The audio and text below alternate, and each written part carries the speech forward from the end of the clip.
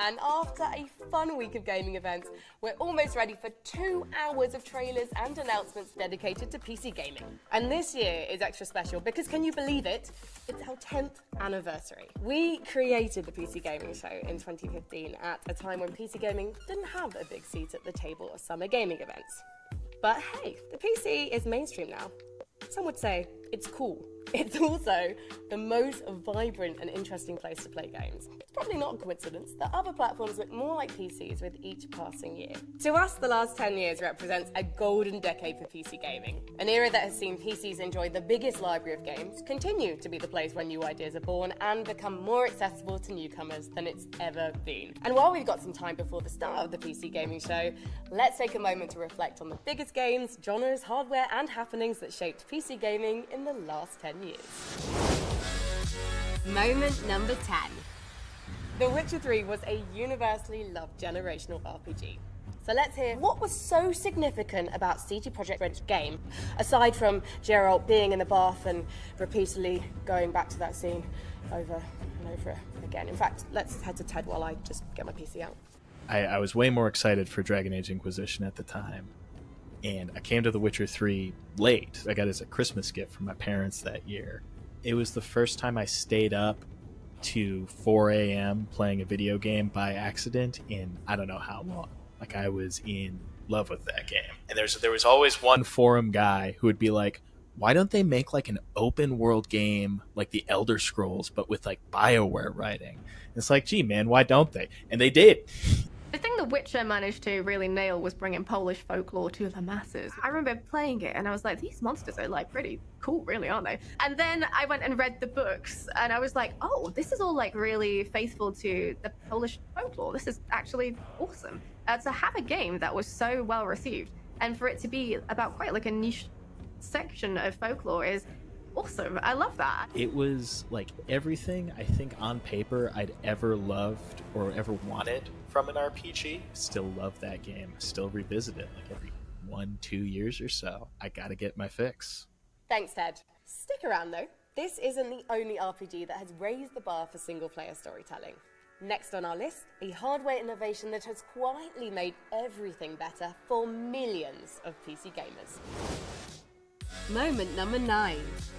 There have been many technological advances to PC gaming over the years, but few compete with the advent of DLSS. I think it's had a bigger impact than people actually expected it to. I think when it came out, it kind of got overshadowed by ray tracing and other technologies. Whereas DLSS has crept up on us and has actually been the more important, the more impactful thing. You know, you're taking a frame at a lower resolution than what you'd normally intend to run it at.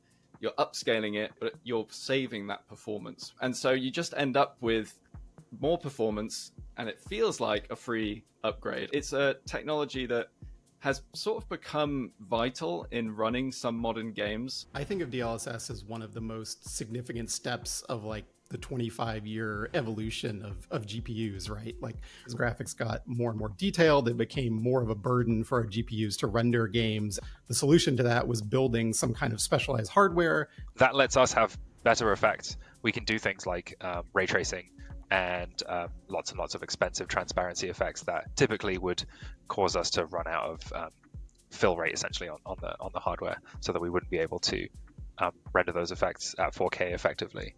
Better image quality and really just improve frame rates for that given image quality too.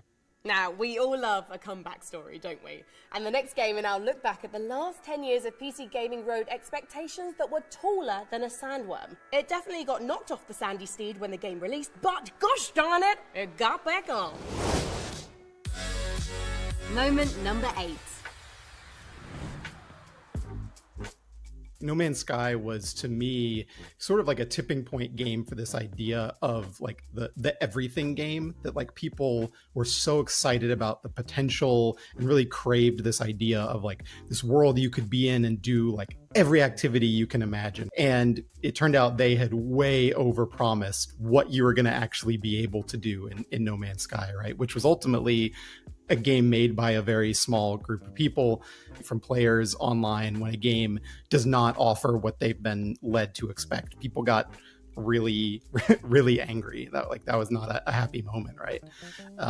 But I think at the same time, No Man's Sky has ended up being kind of the single best example of a game studio just buckling down and building out every feature that they had promised, that they had alluded to, that people expected, and then way, way, way more. They just kept building on it and kept building on it. I think at this point, we're definitely in an era where a majority of games, from the biggest competitive multiplayer games to smaller games from small studios, single player stuff, like it's all kind of expected to transform over time in some way.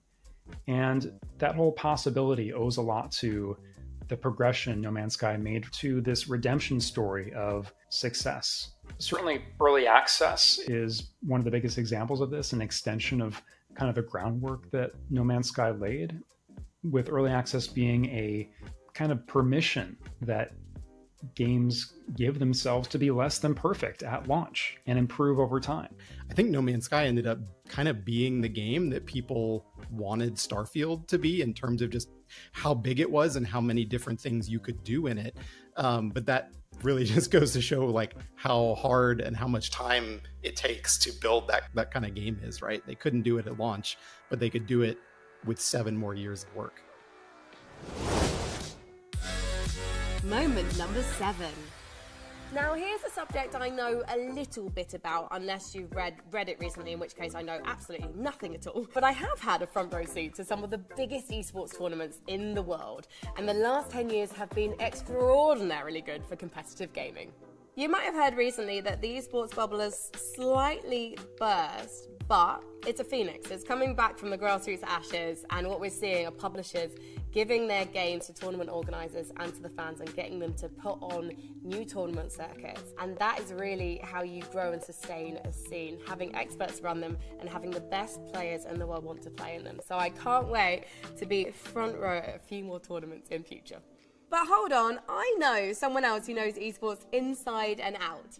Sean, how's it going over there in the studio? Oh, Frankie, I'm doing great. I'm still getting all dolled up for the show later today. Looking good, Sean. But do you mind sparing a crumb of esports knowledge? Frankie, I would be delighted to, even though I look a little ridiculous right now.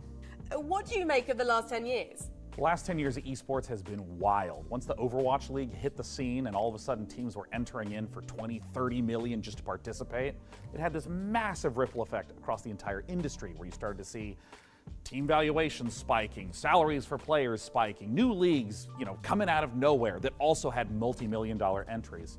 And then in the last few years, we've seen the collapse of many, many, many of those, which on one hand is really sad and is really unfortunate.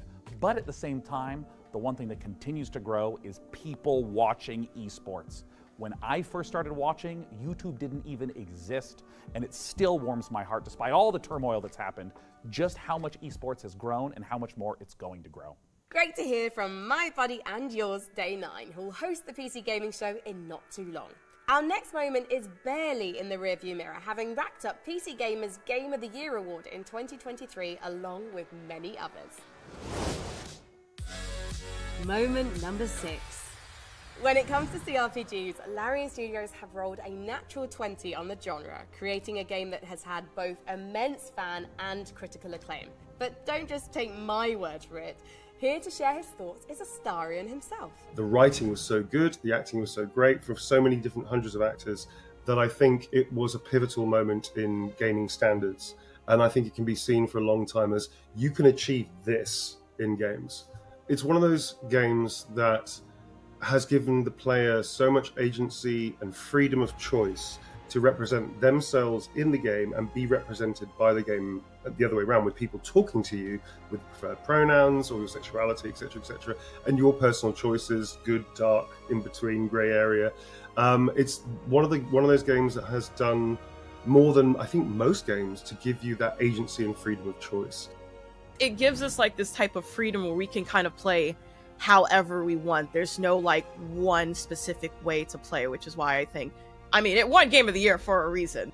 The amount of love and dedication for like the level designs, the challenges, the campaign, or even just the voice actors themselves, you can really see that they put a lot of love to this project. As a performer, to be able to play every kind of iteration you could possibly imagine of the character is an incredible experience, because you don't just get to play one version of the character. You get to play every version of the character, which is beautifully indulgent and really wonderful. Thank you so much to Neil Newham. Our next reflection is a little bit meta. Well, not meta, it's more an Amazon thing. I just mean that we're talking about the platform that you're watching this very show on. Moment number 5. When we talk about gaming as a medium, what's so interesting now is how blurred the line is between playing a game and watching it. Let's see what our experts have to add to that. I don't think I've bought a game in the last few years without first watching someone play it on Twitch. It was my personal gateway into PC gaming specifically. I started to discover RP servers for games like Atlas, Red Dead and GTA. I watched modded gameplay of games like Skyrim and Minecraft and found specific PC games I wanted to try more than anything, like, at the time, RimWorld. I discovered a whole new world through watching Twitch streamers play games. A world I wanted to be a part of. Playing games and then watching other people play them deepens and enriches the experience that I have just engaging with games in general. And there's the element of community. It's so much fun to play a game and then just celebrate how much we love it with other people, and being in a chat and seeing someone else appreciate something that you love is just always a heartening thing to experience. We have almost reached the start of the PC Gaming Show, where we'll have dozens of new game trailers and exclusive interviews, so stay tuned. Now, as we look back at this golden era of PC gaming, naturally we lock eyes with some pretty big elephants in the room. Or actually, is that a llama? Moment number 4. You might be thinking that Fortnite is just for your nephew or for your kids, but let me tell you, as someone who hosts the Fortnite Championship Series, you'd be right, it's only 19-year-olds winning millions of dollars, but it's very fun to play with your friends. Here to tell us more about Fortnite are some real experts. It was the first commercial battle royale to really make a mark. I think obviously PUBG had kind of run a mark that was everywhere. Fortnite launched and honestly was like terrible at launch. It was just a kind of crafting survival game. I think something that a lot of people don't really talk about, and the thing that's most exciting about its impact though, is that one, it introduced crossplay to everyone. Like Tim Sweeney and Epic really fought to make it so that every platform could play together, and now crossplay feels like kind of a standard thing for a lot of games.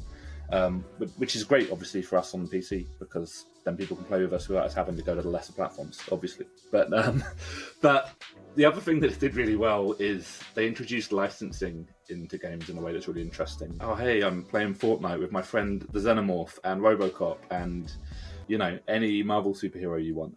One of the things I love about this era of gaming is it's a time when the corporate titans, like Fortnite, coexist with the comparatively smaller games made by smaller teams, or even a particularly talented solo developer. Moment number 3. If the idea of battling illithids, quick-scoping scrubs, or slaying monsters isn't your cup of tea, then luckily for you, the last 10 years has seen the rise of the cozy game genre. To tell us more, here's Lauren Morton from PC Gamer. I think Stardew Valley really just nails the customization element and letting you have so many paths through the same game. Like, it was definitely the seed for like a type of game that had never been big on PC before, and was definitely the start of people looking for more like wholesome games, cozy games. Like, proved that there were enough people looking for that like chill cultivating experience that they could make a game like that level of sensation that Stardew Valley became, like, sort of overnight. It felt like everybody who plays has strong opinions about who they should romance, whether they should go with the community center route or the Joja Mart route.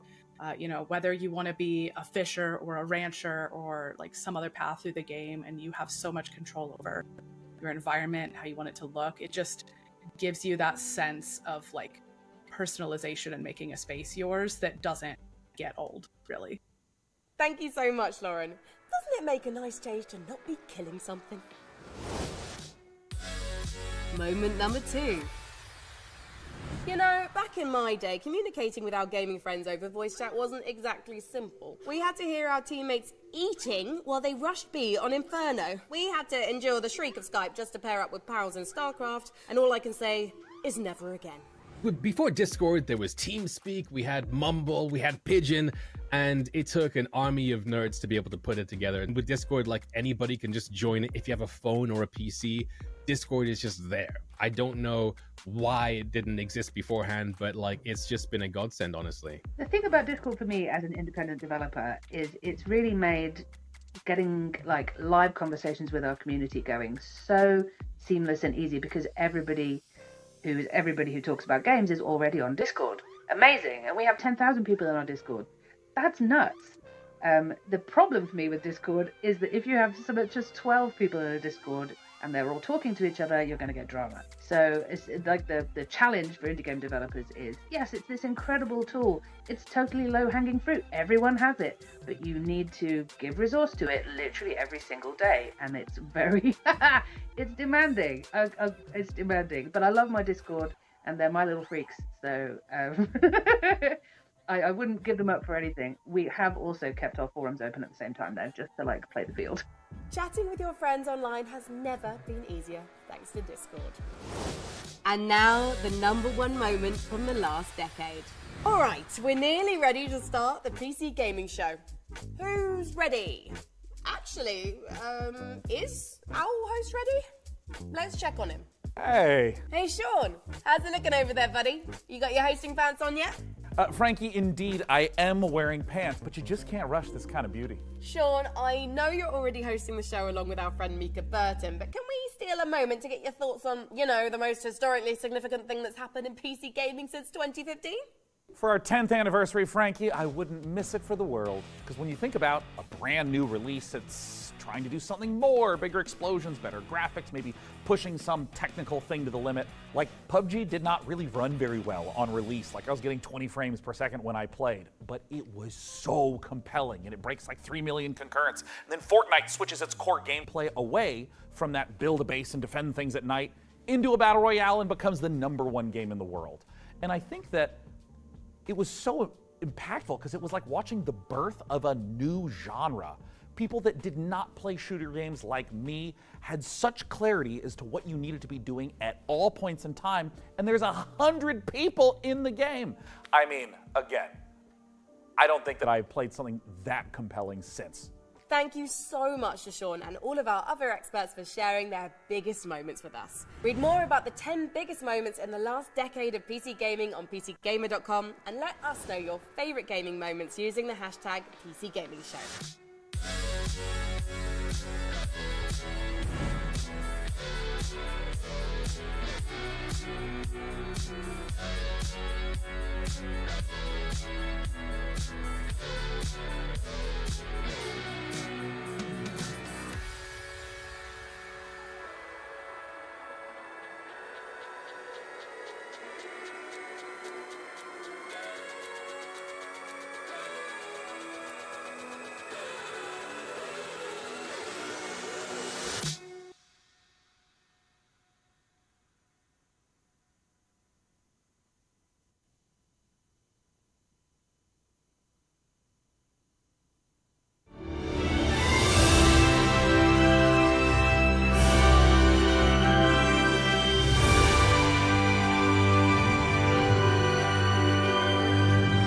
It is my pleasure to welcome you to the PC Gaming Show 2024. Once again, I'm absolutely thrilled to be your host. My name is Sean Day9 Plot. We've got another great show for you, packed with trailers, exclusives, and lots of surprises, but here is what I'm most excited about. Joining me once again is the inimitable Mika Burton. Get in here, Mika. I'm on my way. Take it away, Sean. I am so glad to be here and be a part of this milestone in the history of the PC Gaming Show. Seriously, like a whole decade covering the ever-changing landscape of PC gaming and all of the incredible games during that time. That's pretty impressive. We've had a good run. 10 years is a long time, and if this show was a child, it would be slamming doors and belittling me in public and still asking for V-Bucks in Fortnite. Yeah, well, before we take a look at the future of PC gaming, let's get a bit nostalgic and take a look back at some of our favorite moments from the last 10 years of the show. Oh, dude. Cue the emotive montage music. Oh, it's so beautiful. Well, over the years, we've featured so many great games, some of which got their start right here on the PC Gaming Show.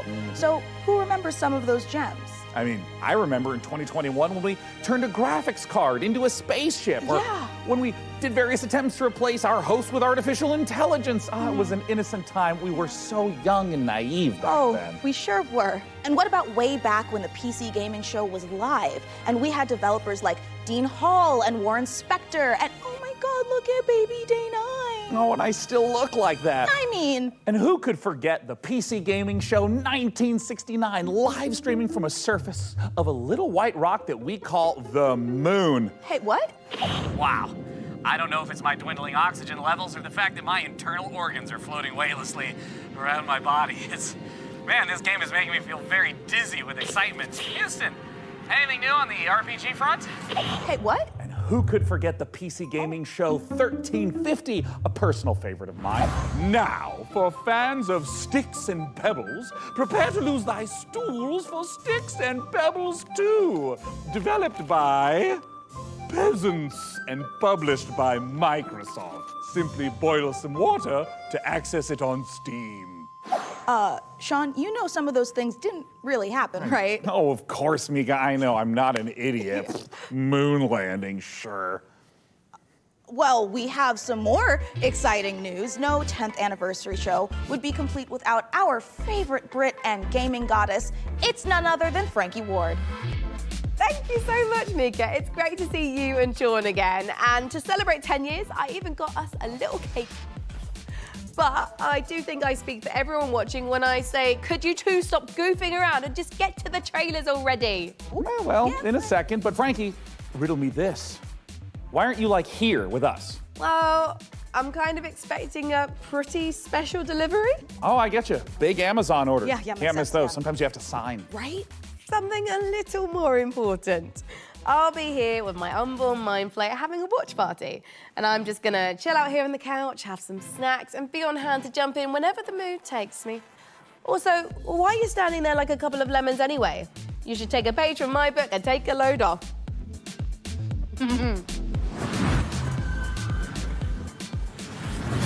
Ooh, hey, Frankie, I think you're onto something. I mean, this is way better. Yeah, thank you, Frankie. And you know what? Thank you, chair scientists everywhere. I'm glad you're both comfortable because we've got a great show today. Trailers to the most exciting upcoming PC games, exclusive world premiere announcements of brand new games, interviews and behind-the-scenes looks at upcoming releases, and lots more. But first, let's kick off this year's 2024 PC Gaming Show with 3 huge world premiere announcements. Here we go.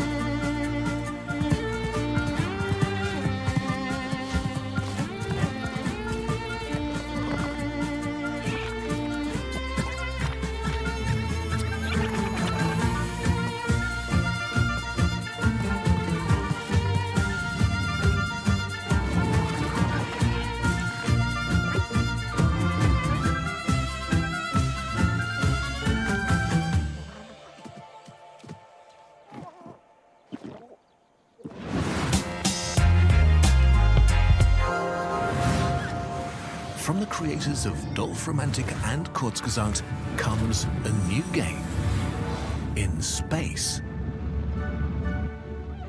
Meet the Starbirds.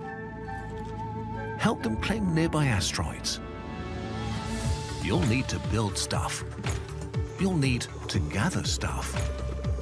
You'll need to connect stuff to other stuff to produce even more stuff. To advance your technology and reach for the stars. Explore countless asteroids. They're packed with resources and come in all shapes and sizes. Stay curious. You never know what you may find. Starbirds, coming to a solar system near you. Wishlist now on Steam.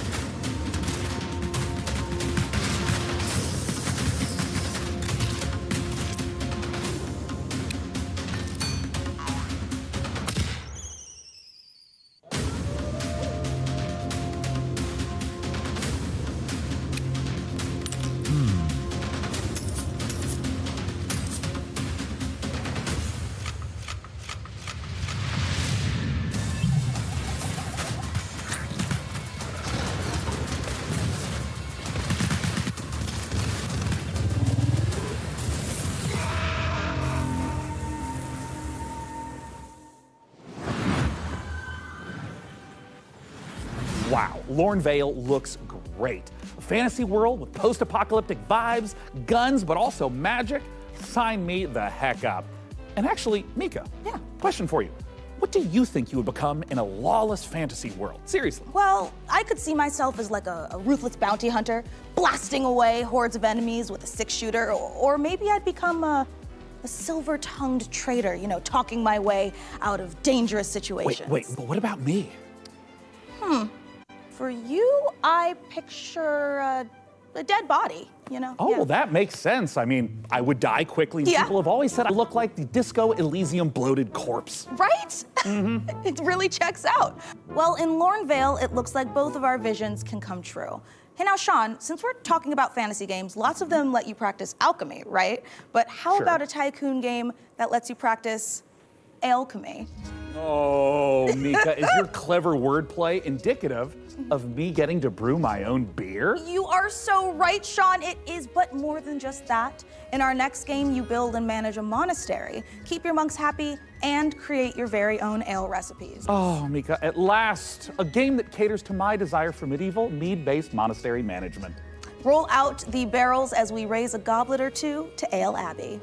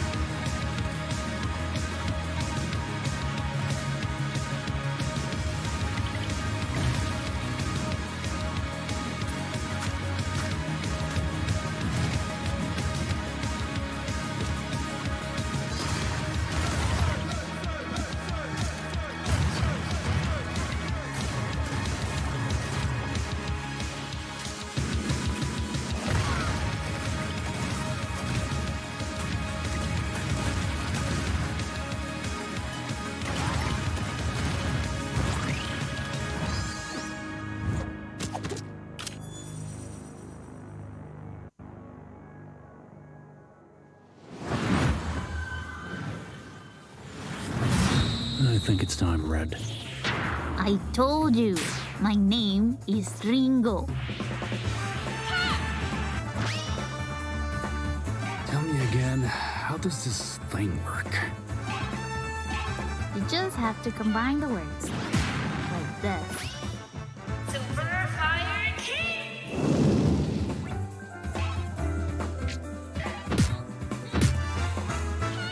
Found your weakness. Whoa, whoa, whoa. Careful with the face.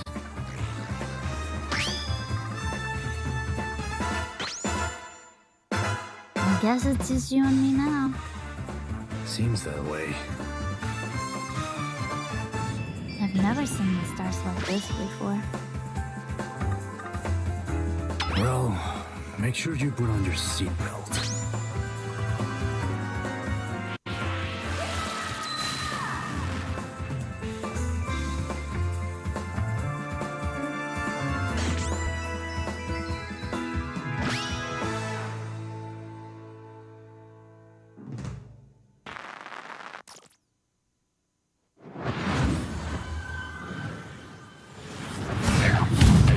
Coming up in the PC Gaming Show.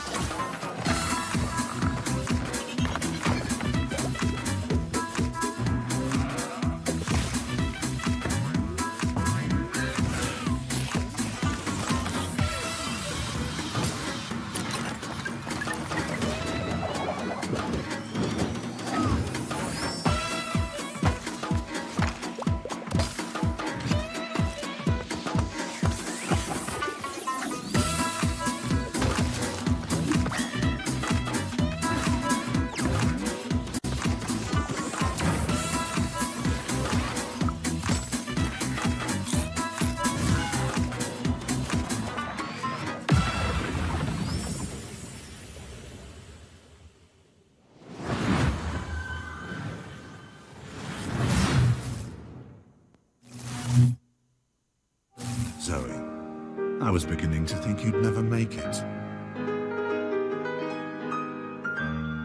Ah, you were looking for answers.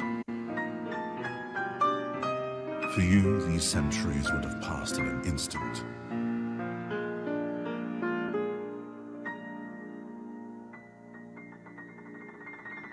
I once served your father. I helped him lay the groundwork for everything you see here. I am Savi. Welcome, Zoe.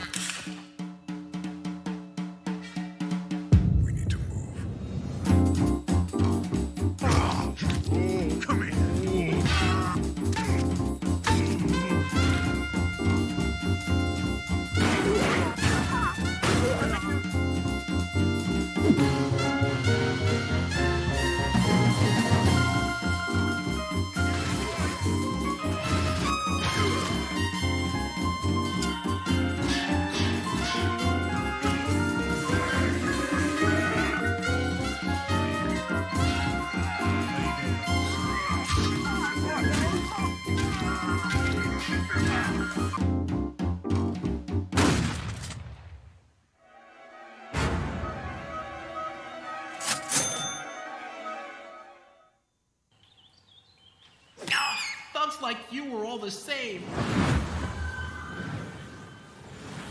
Well, there is an offer that you can't refuse. So, how about you, good fella? Are you ready to get your knuckles bloody with fallen aces? Well, Mika, I'd rather use a lead pipe. You know, because I have these fragile RTS digits. Yeah, okay. Well, good news, Sean. You will recognize our next game, Stormgate, a real-time strategy game. It's giving off some big StarCraft vibes, which is not surprising since it's being made by a team of former StarCraft developers. And hey, Sean. Yeah. You've played StarCraft like an hour or two, right? Oh, yes, Mika. I've played maybe even 3 hours. I even dipped a toe in a little bit. Crazy. But now for all you RTS fans out there, heads up, because with Stormgate, we've got a lot more than just a trailer. We visited the developer Frost Giant Studios for a close-up look at their new RTS. So get those hand stretches going, prop up your gaming chair, and stay hydrated. Prepare to do battle in Stormgate. Before the Infernals invaded us on Earth and destroyed human civilization, they engaged in battle with their sworn enemies, the Celestial Armada. Angelic form merged with advanced technology. The Celestials fight unlike anything we've seen, harnessing both light and darkness. They have new ways to mine resources and centralized army production.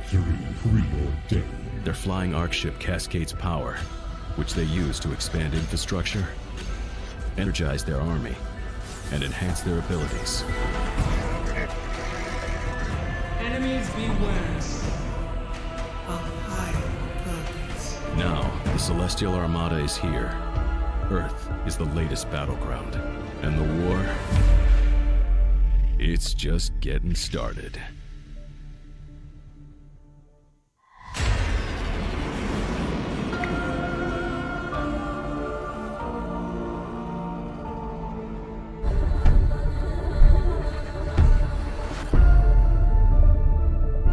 The Celestial Armada is this dying alien race that is moving through the galaxy, and they are ancient beings that stretch back to the origins of the universe itself. And everything from their beings to their civilization to where they live is technologically driven. And we love playing into that mechanically with how they express themselves on the battlefield in the game. With each faction that we develop, we start with a core identity.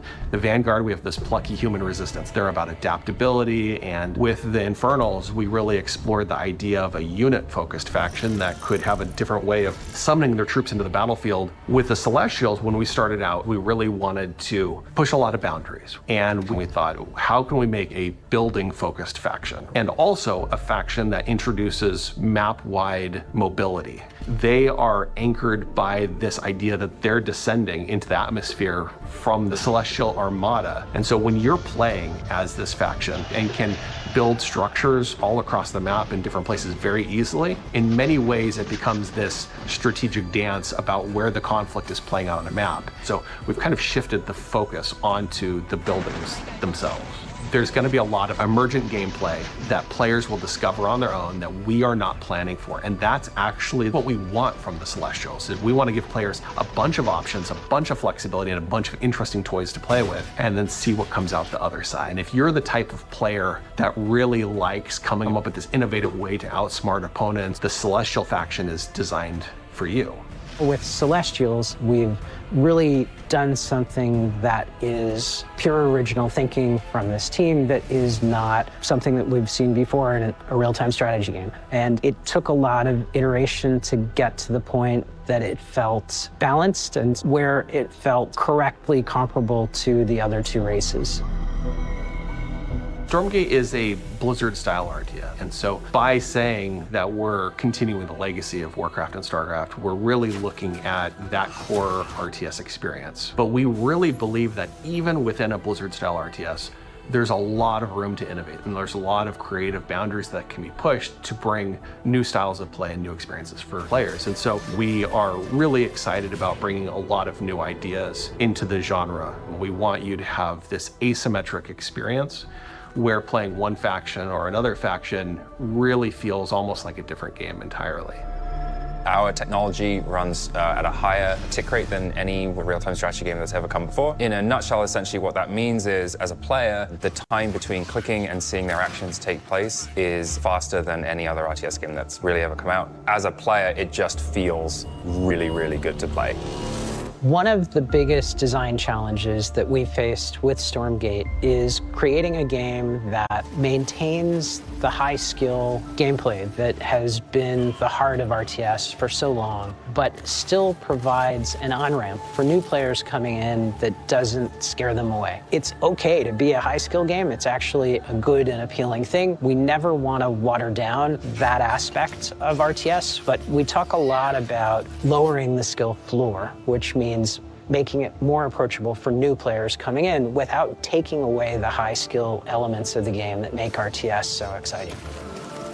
Early access is much more about bringing the community along with us and benefiting from that feedback that the community provides us to really make the game what they tell us they want. We've been having conversations with the community, and together, hopefully, that we really are able to craft something that feels collaborative. We're sharing it at a much earlier stage than any game that we've worked on in the past. But it is a better way to make games. I believe that Stormgate, as it evolves, will turn into something that is literally the best game that we've ever worked on as a result. We hope you've enjoyed this exclusive first look at our Celestial faction. Stormgate's free to play. It's available to everyone. We'll be launching fully into early access on August 13th. But you can join us before then on July 30th by going to Steam and picking up one of our bundles that's available today.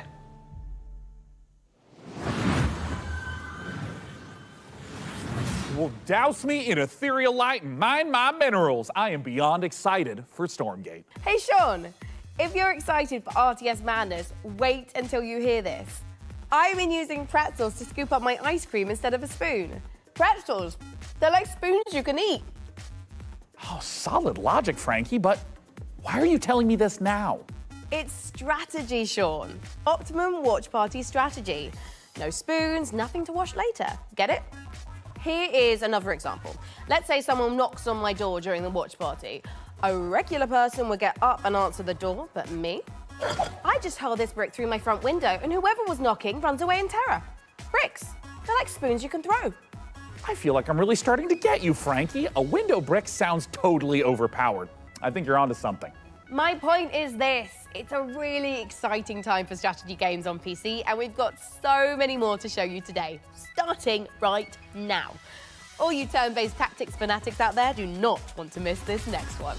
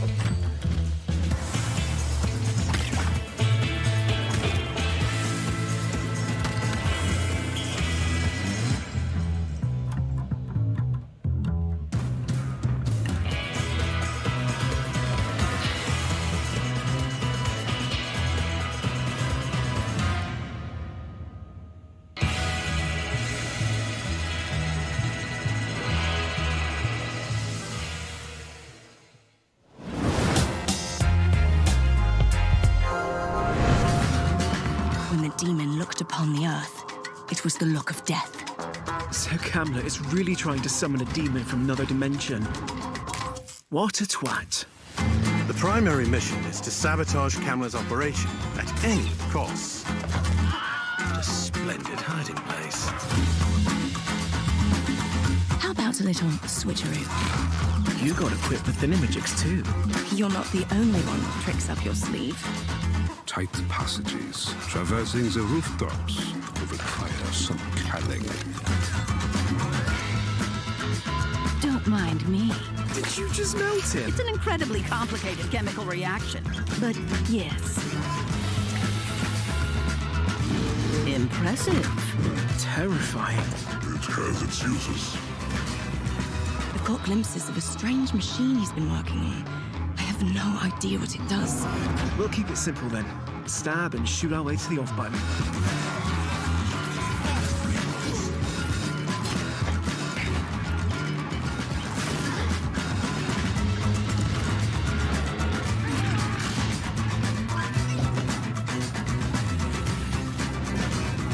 They said that a career in archaeology would be uneventful.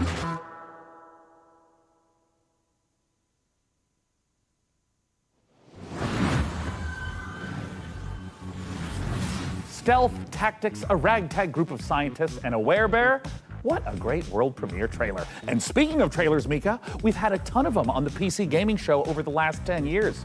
You want to hear some stats? Oh my God, is Master Chief a Covenant killing machine? Has and always will be, Mika. And in the first 10 years of this show, we've piped into your hungry little eyeballs over 79,018 seconds of exclusive PC gaming content, streaming in a plethora of languages and regions. And that's not all, Sean. We have worked closely with developers to provide exclusive behind-the-scenes content and showcase some of the most exciting games of the past decade, all of which can be found over on our Steam page. Indeed. And hey, how about a few more of those stats? Ooh. According to chat, a whopping 98.7% of viewers tuned in live right now want us to hurry up and get on with the next trailer. So hey, can't argue with facts. No, you can't.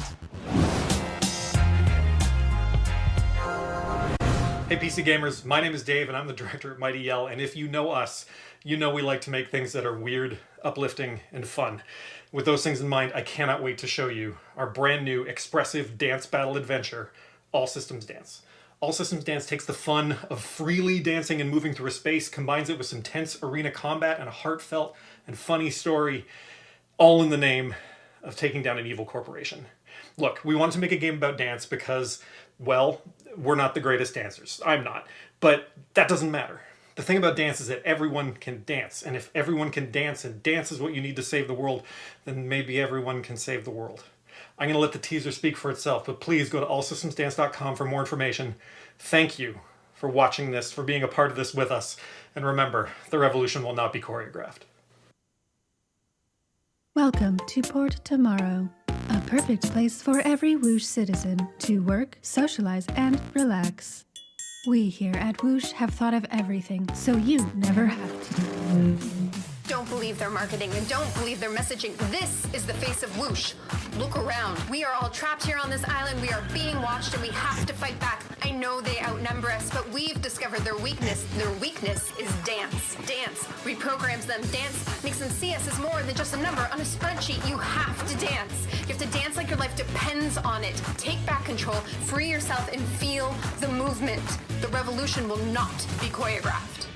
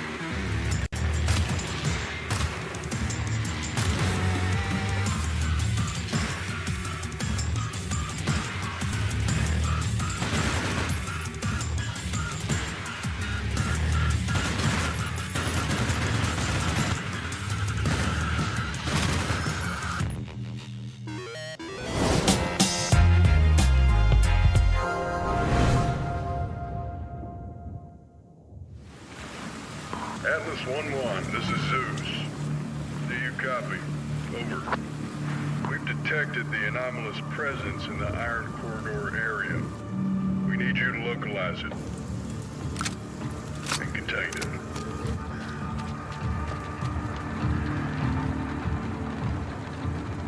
There's a lot of blue and red activity there. Do not engage.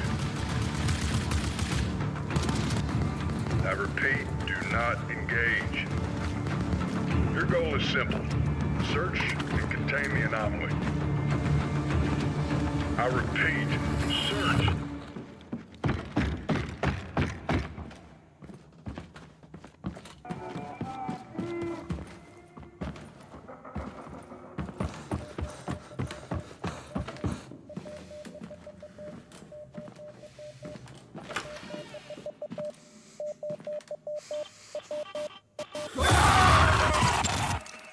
Atlas, do you copy? Respond, Atlas.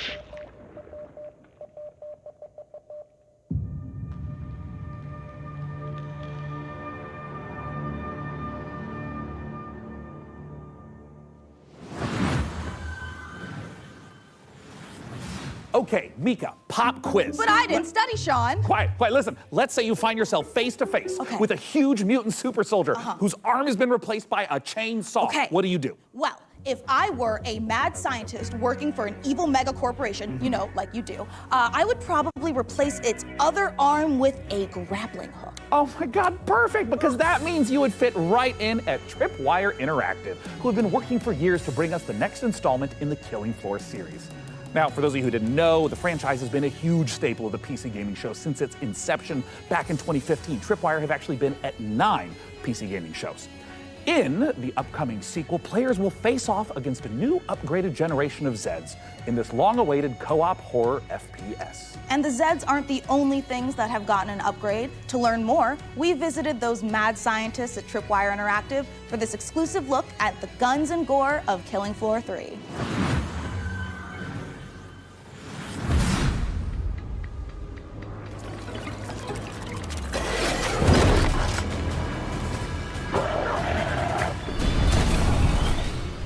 Who's ready for a bit of fun then?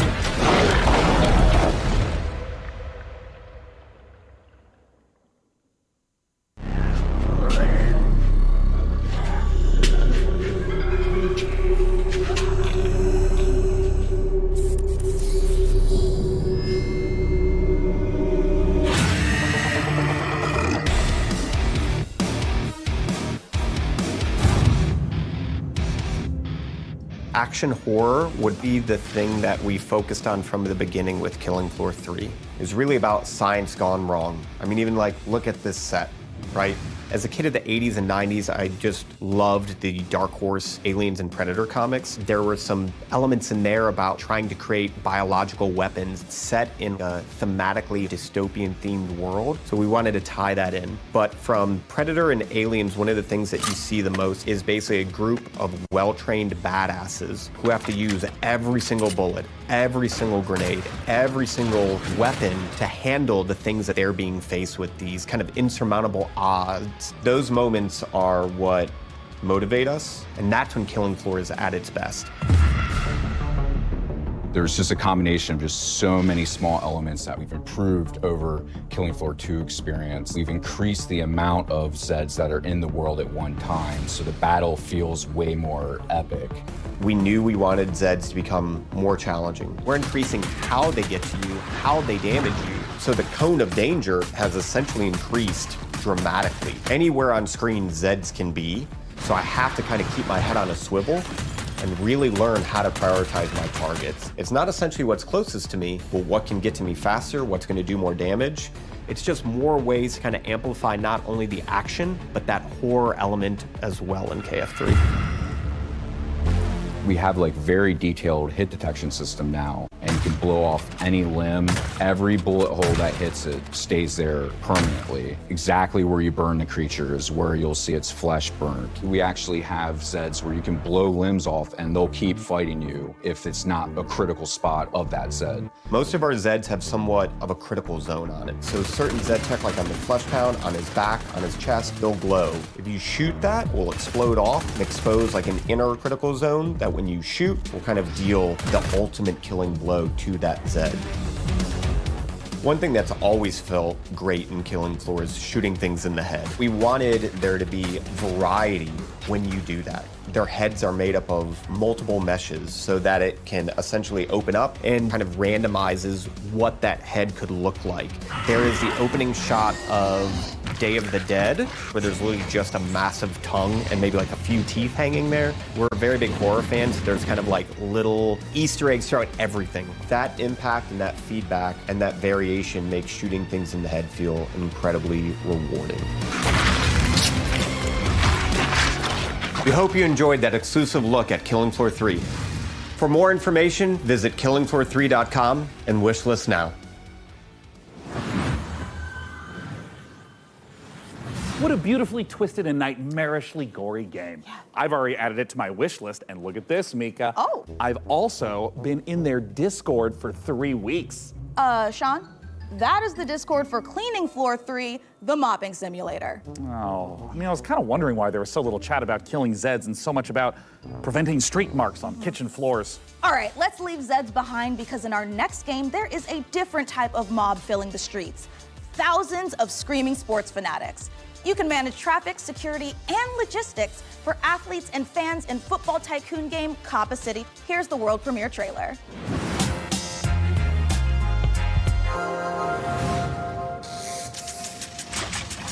This city is about to experience a football game that could be the greatest it has ever seen. You are responsible for how it will go down in history.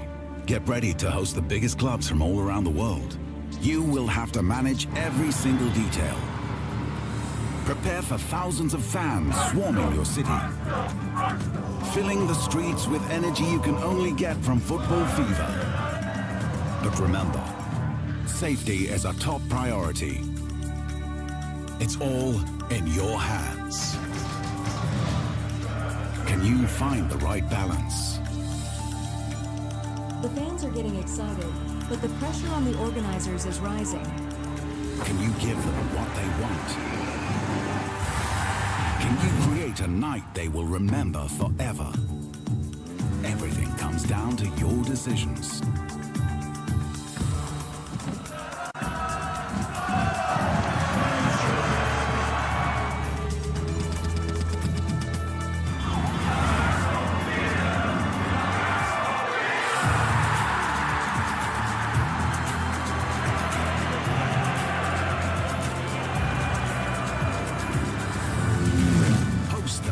Clubs, engage thousands of fans, create a football fiesta.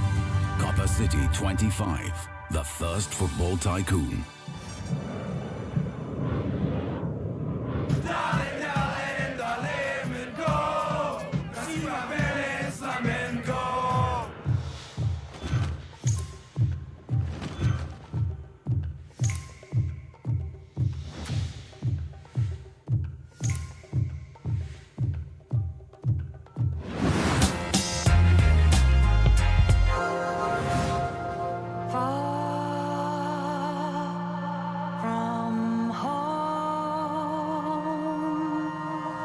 Hope you come find me soon. I have lost you all, a storm.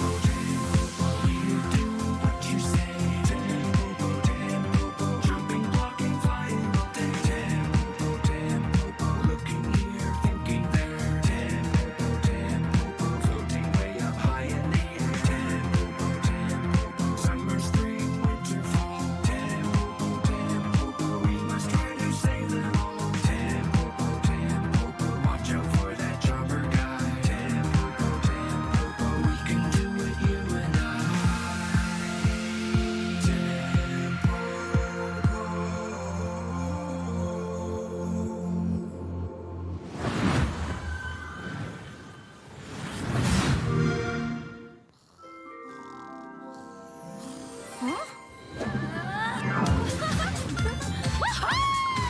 Candy Narwhal! Dog with the face of the guy from the deli! Pinch Elfin Princess and Nightmare Clown! Hey, Cat! Are you ready to play awesome games in my own fantasy megaverse? I hope I never wake up! Stay. Bad Clown! So what's up first? A little Halo capture the flag, or... Have a lovely picnic. Sure. Kat, we've been talking. You do know about PC Game Pass, right? PC Game Pass? What's that? It's a membership that lets PC players play new and immersive PC games. Like going to a PC gamer's dreamland, only you're awake and he's not here. Tell me all about it! You'll get day one access to some of the biggest new releases, along with a curated library of PC games.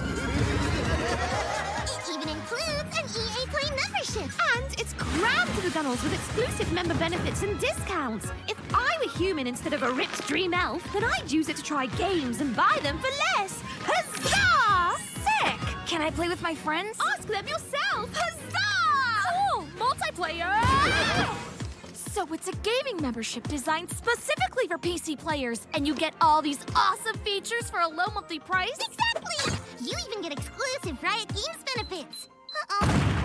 Thanks, guys. As soon as I wake up, I'm joining PC Game Pass. It's literally a dream come true. Better, even.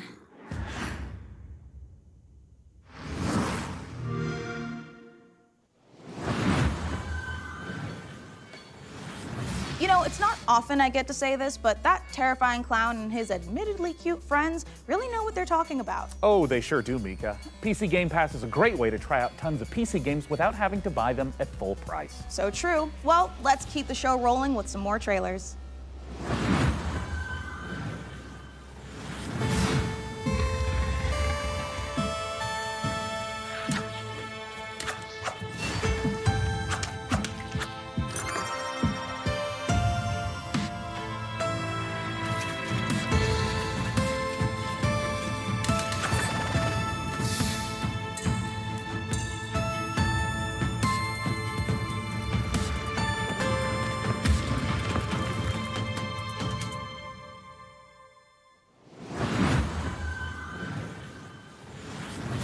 For Strange Scaffold, the studio behind El Paso elsewhere. We're making a covert revenge thriller FPS about a secret agent turns down one last job too many and gets hunted across the North American wilderness by the military-industrial complex. And I was like, hey, can I shoot this promo here? And they said, well, it's Texas, of course we can hunt you. And I said, what's that? The one thing the games industry needs more than a corporation that gives a shit about developers and their players is WASP slander. Now, I could tell you about how Strange Scaffold, the studio behind El Paso elsewhere, is making an exciting new action game, but if you get anything out of this next trailer, I hope it's that WASPs are evil bastards and they should be shot on sight. Thank you. Where are you hiding? The more you hide, the more agents we send. And the more agents we send, well, come on out, you big bitch. Okay. Wait, no! I've got Hardy. Agent down!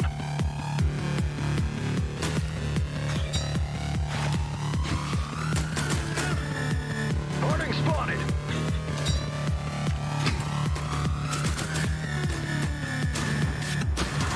Harding's here!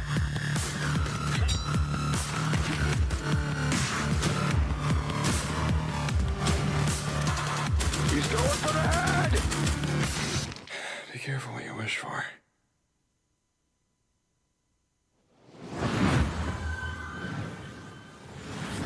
The cataclysm left us broken. Lost. But we rose, piece by piece, night after night. They broke us once, but I see no broken souls today. I see a people carved from stone. And with this stone, we will rebuild.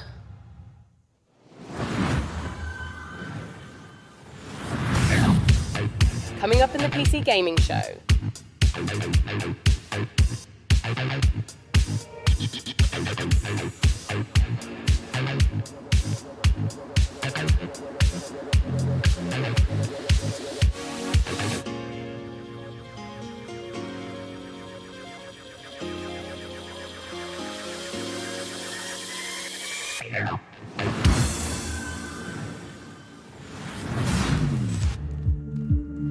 Listen, I don't care what you were doing back on Earth, shooting hobos in tracksuits or sweating in a bush in some godforsaken jungle.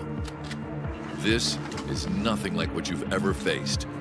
Our intel confirms enemy operators deployed in the AO. And it seems like those alien freaks can be killed with light. Keep your mission objective a priority, and I'll see you on the other side. Moving out.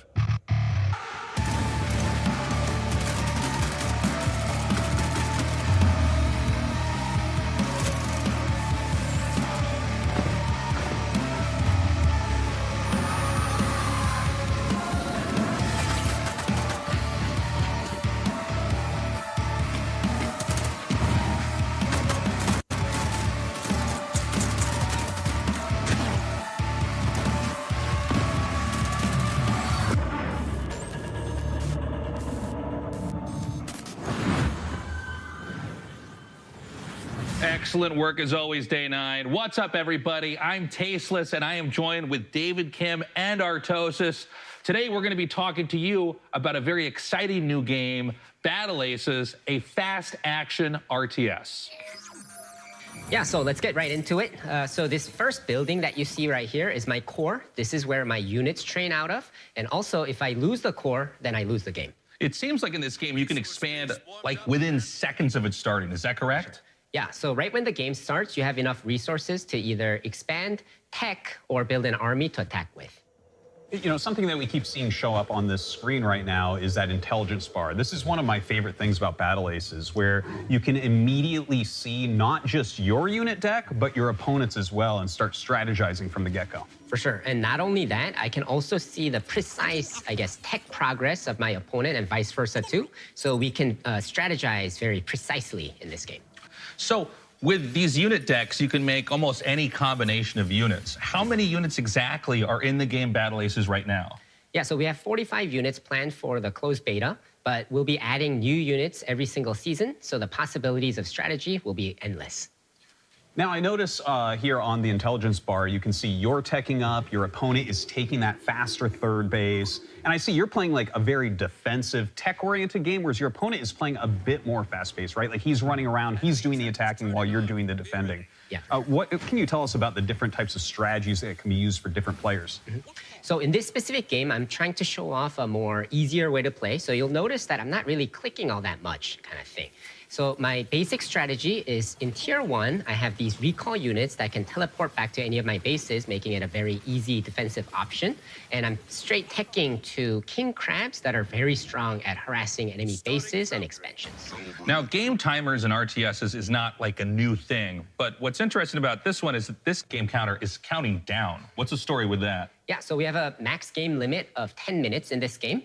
So when the timer reaches 0, then the game will end. And the winning player is whoever has the higher score when that happens. Now, we noticed that the two king crabs you have, they seem to be on a stealth mission here. It seems like you're skirting the bottom of the map, maybe going up for a little bit of harassment, a little bit of counterattacking. Yeah, for sure. So I sent 2 to the back so that I can take down one of these bases, hopefully, and while playing a defensive game. But the enemy noticed that, and because he can't, he was kind of off position, that's why he went all in on my third base. Yeah, it looks like he will end up killing off your third base here, and in fact brings in a huge army, but it looks like you will defend, unfortunately losing that third base. Yeah, but I do have a bigger army, and I was able to save those 2 king crabs and bring them back. So I'm feeling pretty good about this massive attack right here. Yeah, it looks like you're pushing forward, and that is a very scary army with that many king crabs. Let's see how you end up doing. It does look like it's going to end up being a rout, even taking down his flying units there. It looks like you've done a great job this game, David. And, you know, I got to say, guys, I've played a lot of Battle Aces. And if you want a more in-depth look at the high skill expression available, check it out at playbattleaces.com. And we'll be starting our beta very soon, in a few weeks. So please make sure to sign up for the beta while you're there at the site. And be sure to wish list it on Steam. Thank you so much for joining us. That's all the time we have. Day 9, back to you.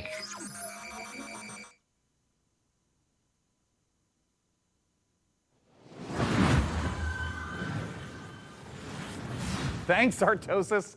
and Nick Tasteless Plot, my literal brother that refers to me by my internet moniker. Well, now, Sean, Frankie told us there'd be a lot of great new strategy games in our show, and you know, she was right. There has never been a better time to be a PC gamer and an RTS fan. And with the lightning-fast action of its 1v1 and 2v2 modes, Battle Aces is a big reason why. And next up, Citizen Sleeper 2. Wait, I'm sorry. I thought I was I thought it... It's me, right? No. Well, look. Okay. If you don't mind, it'd be a little mix-up, but go for it, yeah. Great. Yeah. I'd love to. Yeah. The world of a malfunctioning android housing the digitized consciousness of a human being can be treacherous existence at the best. I was supposed to introduce that trailer. Me, Mika. And then he just swoops in and steals it. Ho, you've made a powerful enemy today, Plot. Mika, is everything okay? Yeah, what? Yeah. Why wouldn't it be? Okay, great. Yeah. As I was saying, this new installment... Keep talking, Day 9, and you won't have 9 days left after I... Look, Mika, What? we can all hear your thoughts. What? How? Well, yeah, you recorded them earlier, you know, in the voiceover studio. I mean, that's the audio that's getting piped into the studio right now. Guys, can we go ahead and mute 003 Mika's internal rage.wave right now? You got it, Sean. I'm sorry, I really wanted to introduce the trailer. I'm like the TTRPG girl. Okay, you know what, honestly, yeah. it's totally fine. Go ahead. You sure? Okay. You've lost your memory and there's a bounty on your head. This time, Okay, wait, hold on. Where are my vengeful thoughts? Oh. Sorry, Sean. It got taped over with one of our nature documentaries. All right, well, just play that, I guess. Well, as I was saying, you've lost your memory. The Bolivian gulping iguana sounds its mating call, a noise often described as nature's dumbest sound. Oh, forget it. Just cue the dang thing. Well, in all of its uninterrupted glory, here's our first ever look at the gameplay in Citizen Sleeper 2, which I got to announce and not Sean. Wake up, Sleeper. We're in trouble. Lane's closing in, and we need this next contract to go right. But nothing's gone right so far.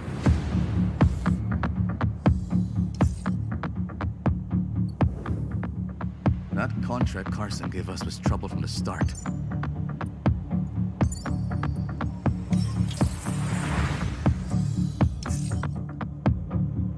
Junie? I didn't trust her. Not for a moment. That derelict was a death trap. Suddenly, it was all over. But we've got to bounce back. We've secured the contract. So let's talk, crew. How about Mia? She was handy with that drone. Stopped the whole thing blowing up in our faces. Or Eugene. He's a loudmouth, but he's tough as hell. Although he did forget to tell us about Vesna. Or we find someone new, but new crew have new problems. The belt is wide, Sleeper. So whatever comes at us next, just remember, nothing in the belt ever runs smooth.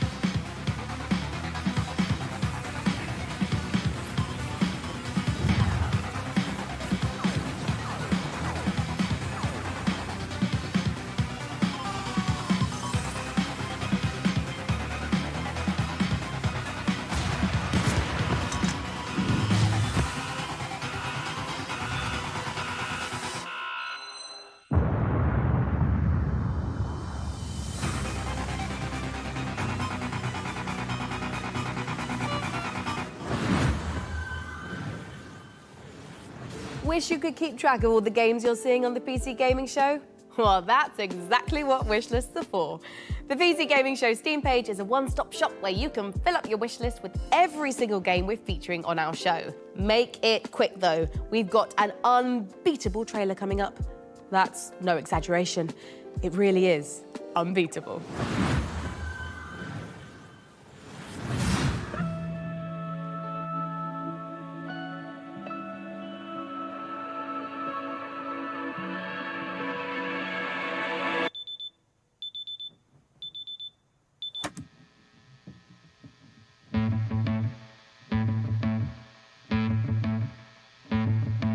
I say the lines, the syllables, got it memorized so I can make you stop.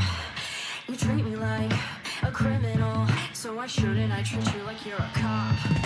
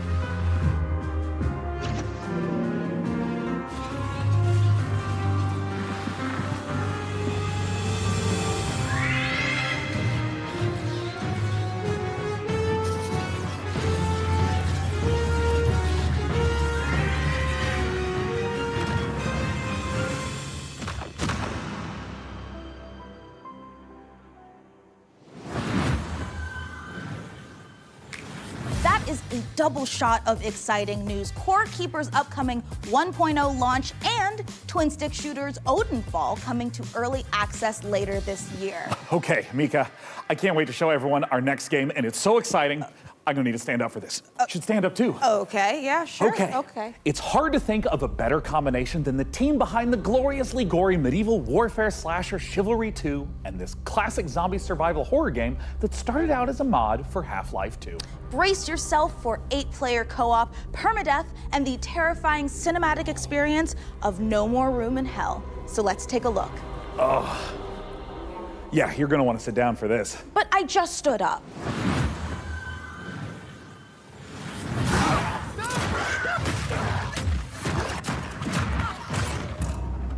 No More Room in Hell 2 is a permadeath horror co-op game. You start with a flashlight with no weapons, and you're exploring in the dark, and you're trying to find your first friend and your first weapons to get some safety. You find more gear, you find more people. It's suddenly 4 players, 6 players, 8 players, up to that final showdown at the power plant, where hordes of zombies are pouring in and are using explosives and assault rifles to overcome that final challenge. Like with Chivalry, combat is the first thing we focused on, being Torn Banner. We want that game feel just really intense, and it's part of the immersion. Every run is different. We're looking at how do we deliver the Hollywood cinematic experiences? You know, how do we put you in a place that you've never been before, but you've always wanted to be? It's like a co-op game with consequences. And the fun becomes, how long can I survive the zombie apocalypse?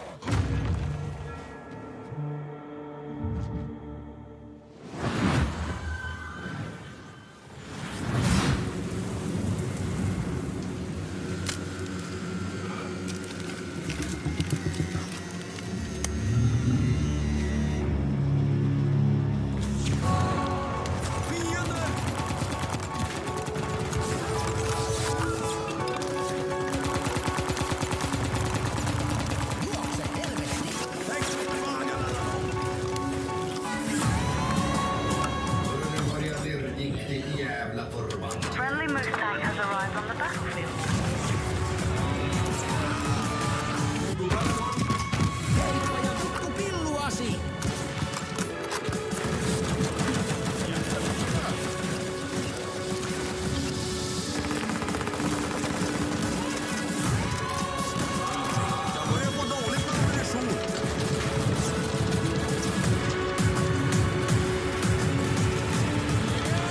Take the electrotube to your radio transmitter.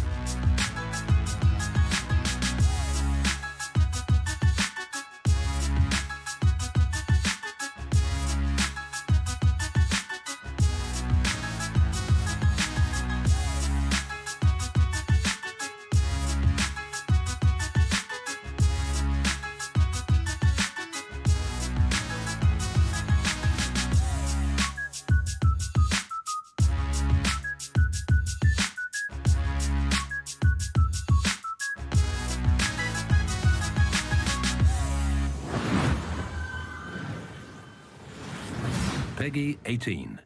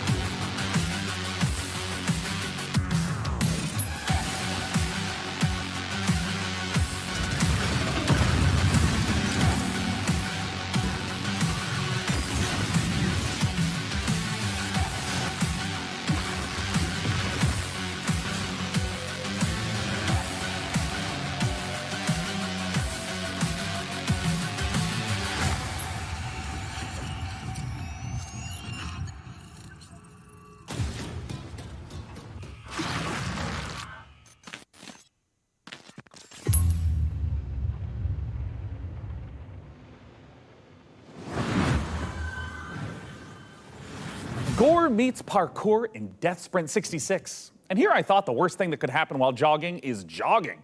Now, you've heard of motorbikes and motorboats, but how about motor brooms? In Crescent County, you can escape to a beautiful and wholesome island of witches, where you don't just fly around on boring old wooden brooms. You soup them up, trick them out, and use them for drifting, racing, and running a high-speed delivery service. Let's take a visit to Crescent County.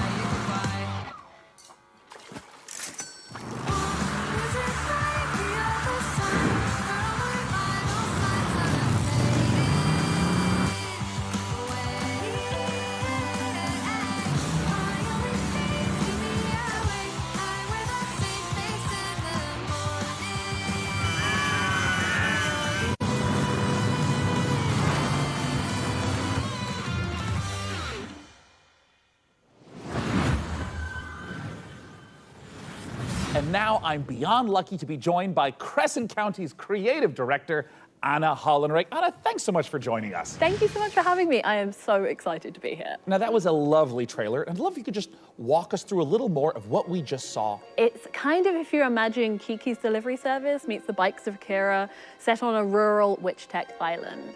It's a game about finding yourself kind of as a proto-adult, and I'm really interested in this question of how do you find home in a new space? How does a place become yours? By day, you're driving around the island, making deliveries to the locals, and then by night, you're racing around the island with the characters that you've befriended along the way, or I don't know, maybe you want to get one of the characters to date you, but you need a bed frame because they have self-respect. That overly mean. You did say that you took some personal experiences into this. It's so real. Okay, so talk to me a little bit about where the idea for Crescent County came from. It's inspired by my first ever proper video games job where I moved to the Isle of Wight. I couldn't stop doing this witch tech mashup. I couldn't stop drawing it. I was going to Comic-Cons, I was selling art about it, and I've been working in big teams on things like Fall Guys. But I knew that if I didn't launch myself out into the unknown, I would never forgive myself. So you're taking this big leap into making this game, and it's in the cozy genre. What sets your game apart from those?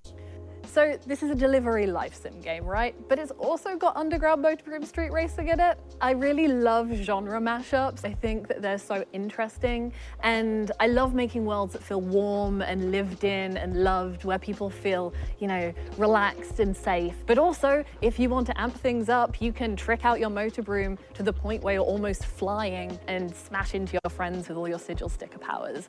What about it excites you the most, though?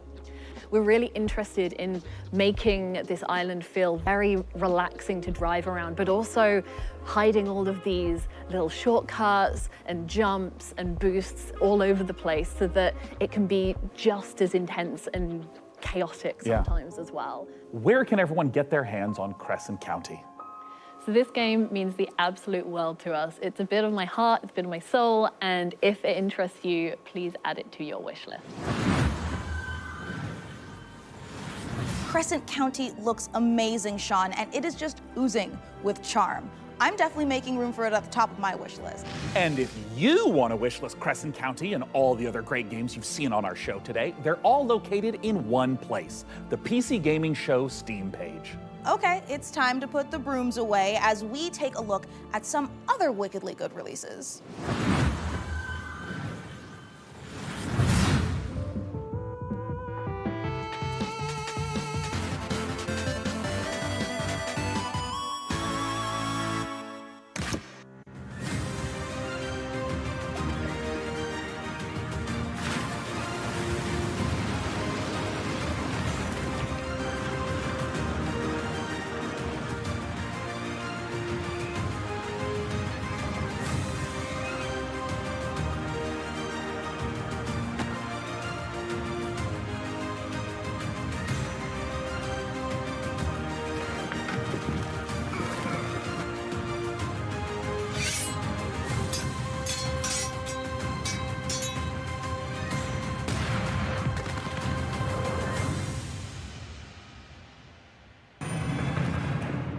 is Sam Walker, and I am the last man standing.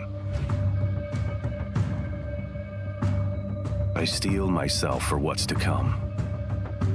I may not survive this, but at least I'll go down fighting. Fighting for a chance to make things right. Even if it's too little too late.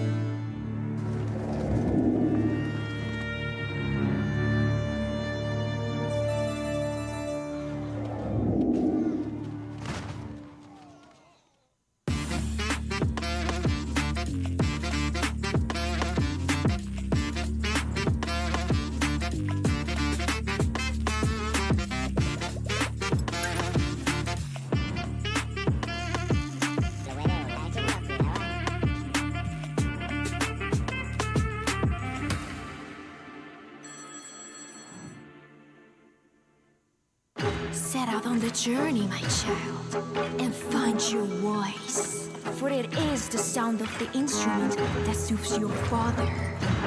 But I don't know where to go, where to search for it. Play a note at the melody whereof a great sight one can cast. Other worse, whereby the heavy cup of wine one can cast.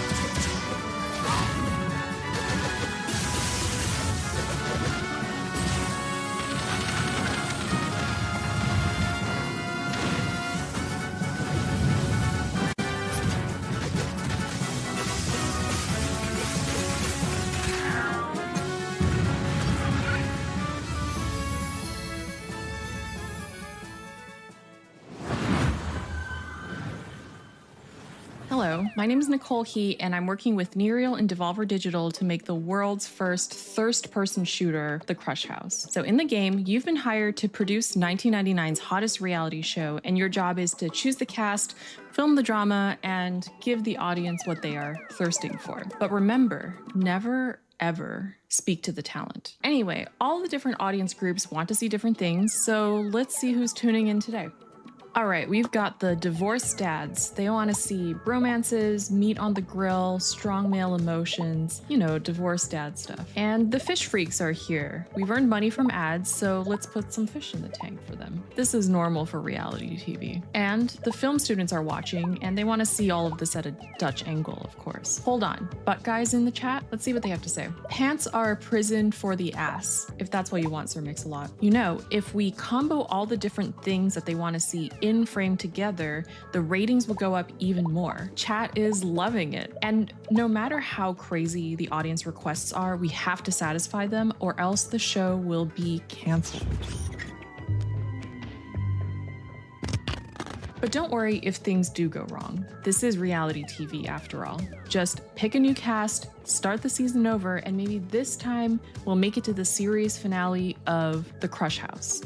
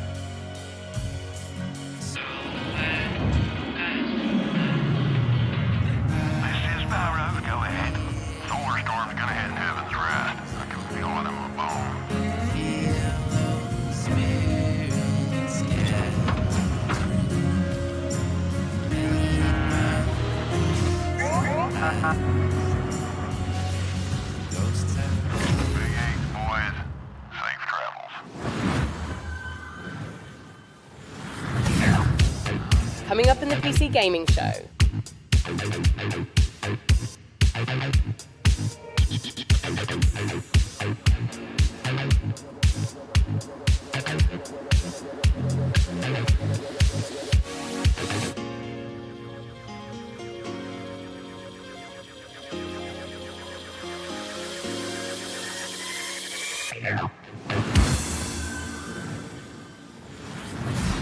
Trust me when I say I know what it's like to wait for a big release to arrive. This particular download has been queuing for months. But fans of extraction shooters, and I'm talking about the extraction shooter, the one that kicked off an entirely new genre, don't have much longer to wait. Multiplayer FPS Escape from Tarkov has been in beta since 2017, but is now preparing for its heralded 1.0 release. Here's a look at what's coming when the granddaddy of extraction shooters goes gold.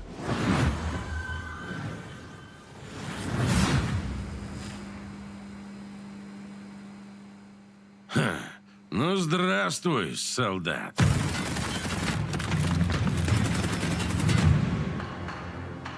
Давненько не заходил. Куда пропадал-то?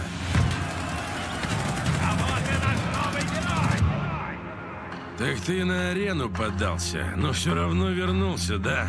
Чемпион. Да, изменился ты. Но и у нас тут жизнь не стоит на месте.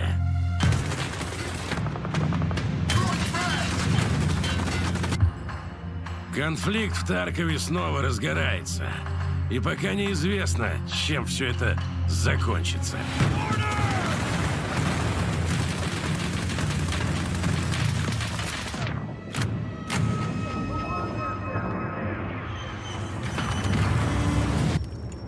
Похоже, придется тебе снова показать, чего ты стоишь, боец. Путь осилит идущий, так ведь?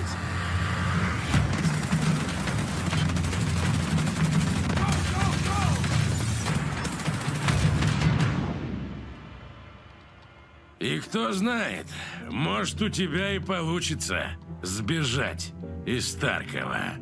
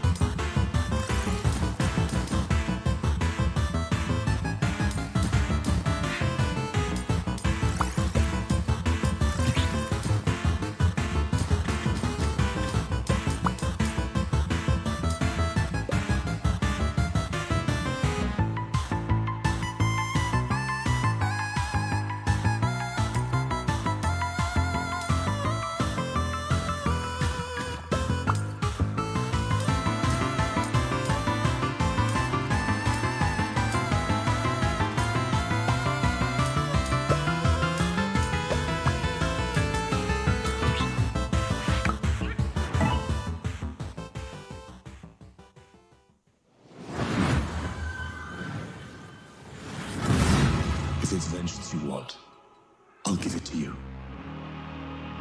As long as Wu is free, your world is in mortal peril. Help me seal him away. Stem the tide of destruction. It's the least you can do.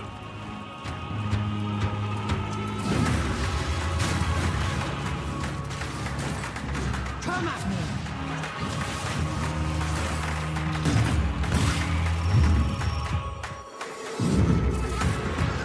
You're in my way.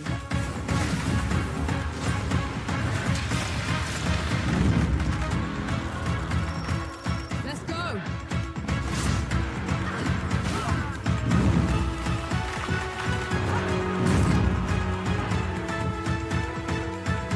Come and get it!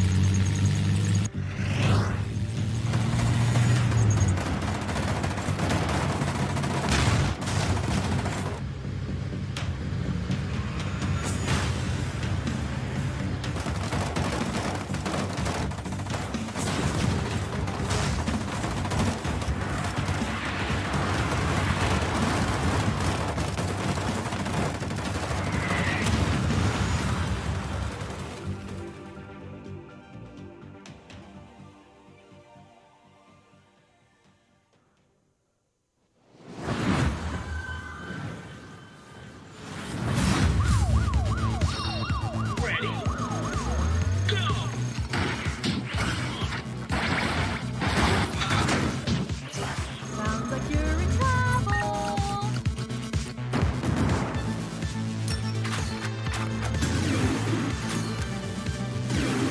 You have 10 seconds! Destroy these damn robots!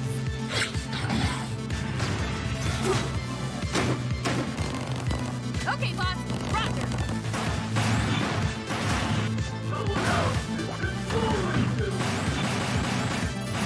Moderator to take care of our bud!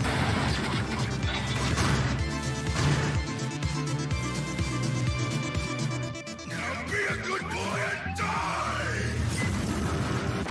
This game blows your mind. Mullet Mad Jack.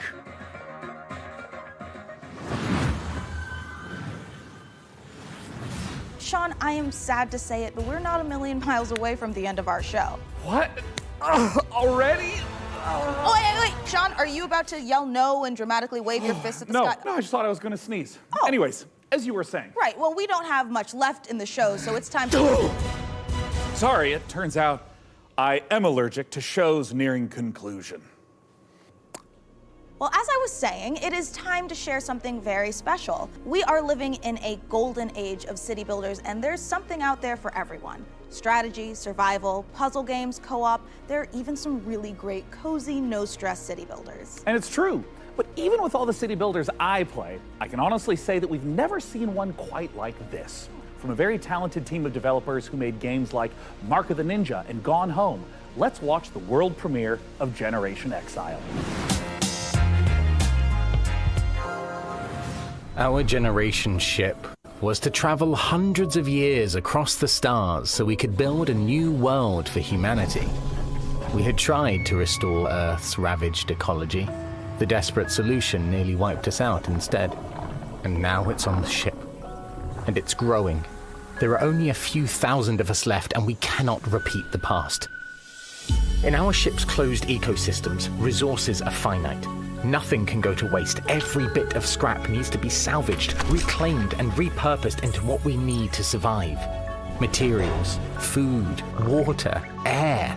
We might not always work well with each other. We might squabble, we might stumble, but we are all we have.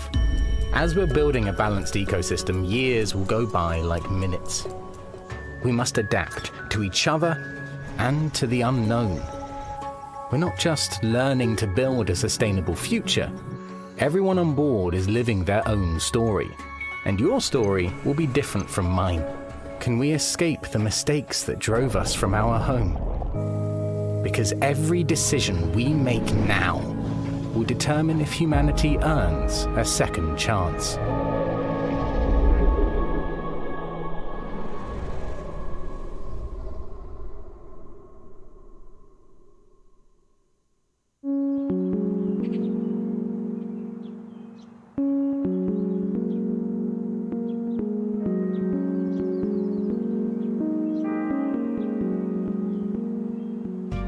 Generation Exile is a sustainable solarpunk city builder with a reactive emergent narrative that changes every single time the game is played. You are aboard a generation ship traveling for several hundred years, leaving a ecologically ravaged Earth behind, attempting to find a new home for humanity. And so rather than repeat the failings of Earth in the past, you need to find a new way to develop a society that is sustainable and can thrive. Your job is to make sure that you shepherd humanity successfully to the destination planet and that they live to get there and there's enough people to keep humanity going.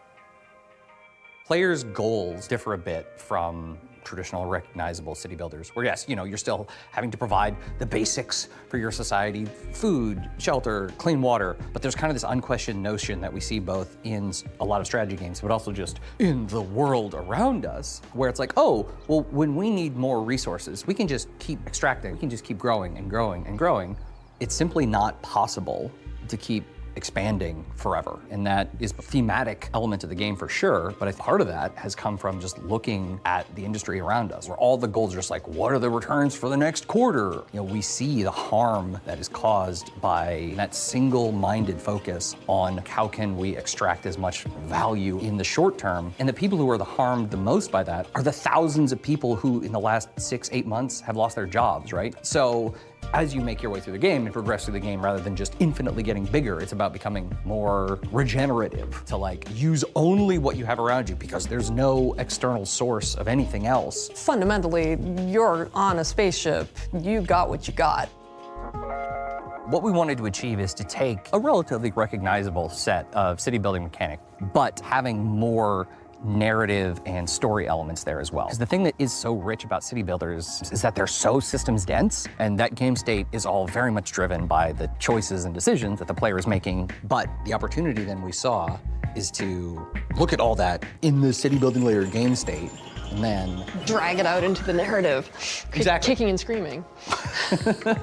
but in a good way. In a good way. Where rather than, just like, everyone's gonna play through the game and at turn 15, this thing happens. Then at turn 25, this thing happens. Instead, you can just have authored narrative events that are reactive to whatever choices you've made, like weird ecology things that are occurring aboard the vessel, or they're situational. various crises. Yeah. Small and large. We're able to provide the player the ability to make consequential specific decisions that are divorced from just the pure systems of the game, which then informs the events that will occur in the future, so that at the end, there will be echoes of the decisions you've made along the way. It should feel like the journey to get there is one that you uniquely experience, and the conditions that you finish with are ones that are reactive to all the decisions you made leading up to that point. The game can be wish-listed right now on Steam, and folks can also just go to sonderluststudios.com to sign up for our newsletter and learn more as we roll things out. There'll be more delicious tidbits in there. Will they be delicious? They'll be delicious. How delicious? Delectable.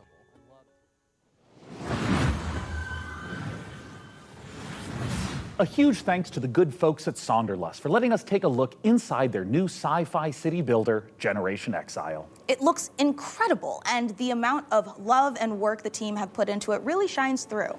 Now look, we are under no illusion that this last year has been incredibly difficult for so many developers in the face of thousands of layoffs and countless studio closures. Today, we are so grateful that we have the chance to put a spotlight on many people really continuing to make games in the face of uncertainty.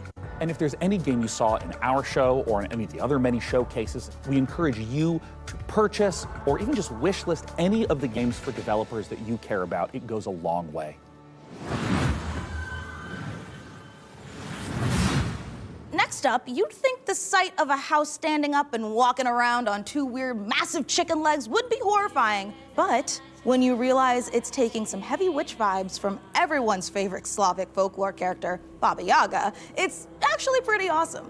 Reka is the base building exploration game you'd curse yourself for missing.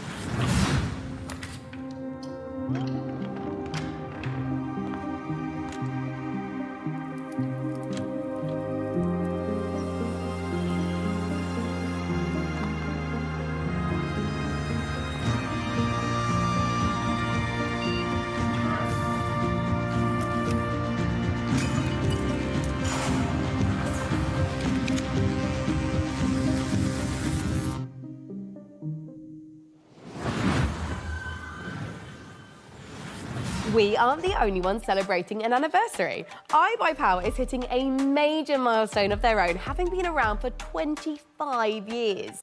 iBuyPower is a fully independent and leading manufacturer of high-performance pre-built and custom gaming PCs based in North America. As a special thanks for 25 years of powering the PC gaming community, iBuyPower is giving away one of their official VCT Americas PCs, the RDY Y70 Valorant VCT AR002. This bad boy boasts a hefty AMD Ryzen 7 7800X3D CPU, a GeForce RTX 4070 Ti, and 32 gigs of DDR5 5600 MHz RAM. Did I also mention it's got iBuyPower's 240mm RGB liquid cooling unit? For your chance to win, head over to pcgamer.com/survey. And now, back to more trailers. Meet the Lock creatures. Their language brings them to life and expands their society. Learn and spell their words, each with its own special ability to change the environment in deep and surprising ways.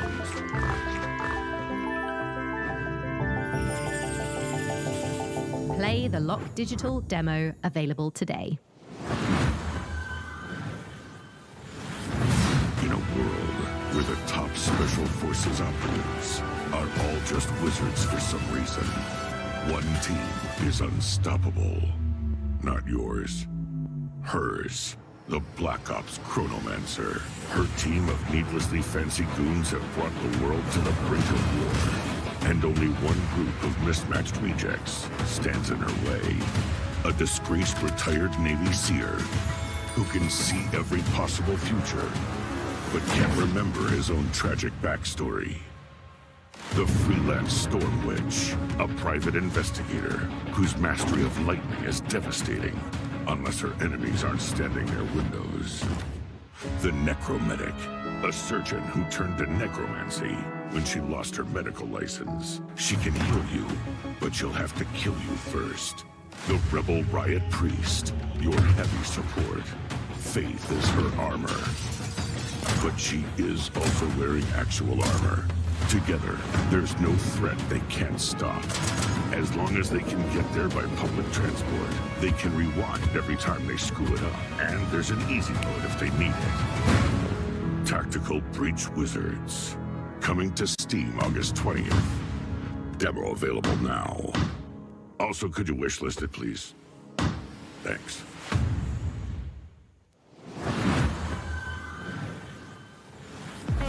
Wow, what a show so far. I'm absolutely loving it. And don't forget, you can do more than just watch this amazing lineup of games. You can play them too. Visit the PC Gaming Show Steam page to wishlist all the titles you've seen on today's show, all in one convenient, clickable place. Now, do you love history? Do you also love lists with between 9 and 11 items on them? Then today is your day. For our 10th anniversary, we've counted down the 10 biggest moments in PC gaming over the past decade. You can see where your favourite moments landed by visiting pcgamer.com/10. Right, time to grab some friends and head for the sky, where you can turn floating islands into your personal skyships and soar through the clouds. It's co-op survival craft made cozy. Here's an uplifting look at Aloft. Hello, I'm Manuel Bergeron, founder and creative director of Astrolab Interactive. It is my greatest pleasure to announce that we just launched a new multiplayer demo for our game Aloft, a sandbox survival game set in the sky. Take a look at our new trailer for a few more surprises. Enjoy!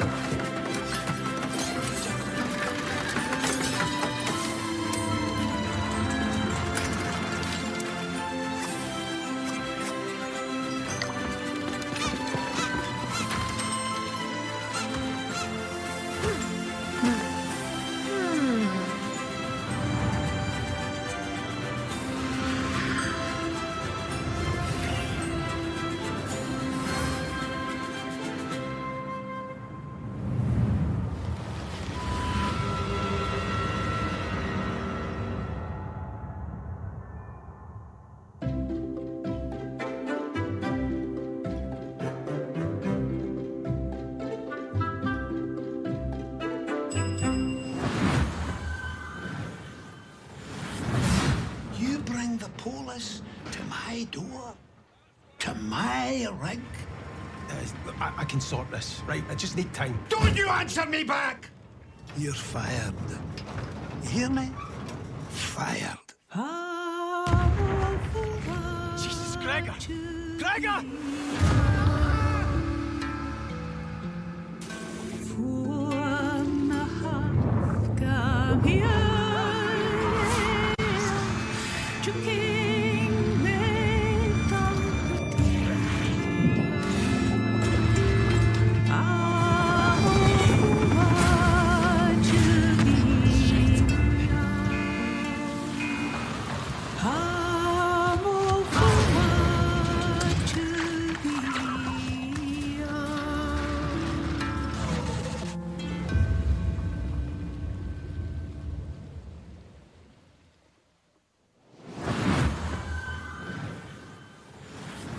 Dude, Hotel Galactic looks so cute, right? Oh my God, it does. And honestly, I would just love to manage a bed and breakfast for alien travelers. I just worry that my quaint taste and timeless valence bedspreads just might not be suitable for interdimensional species tastes. I don't know. What do you think, Mika?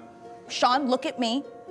If anybody can create the cutest bed and breakfast for interdimensional space beings, it's you. It's this guy. Oh, you always care, Mika. Oh, I know I do. And you know what else I care a great deal about? It's the developers at the Chinese Room getting back to their roots for more first-person horror. Still Wakes the Deep looks atmospheric as hell and positively chilling. Amen to that, Mika. And hey, speaking of chilling, get ready to side-scroll your way through a 2.5D post-apocalyptic zombie survival with Into the Dead. Set in 1980s Texas, you are charged with gathering resources, managing party members, and crafting items, all whilst hordes of killer zombies try to chomp down on your brains. And what's worst of all is that this is taking place during a scorching heat wave. Oh my God, and as someone who lives in California, I can confirm that's way worse than zombies. I feel you. I mean, my family's Irish. I get sunburned by the moon.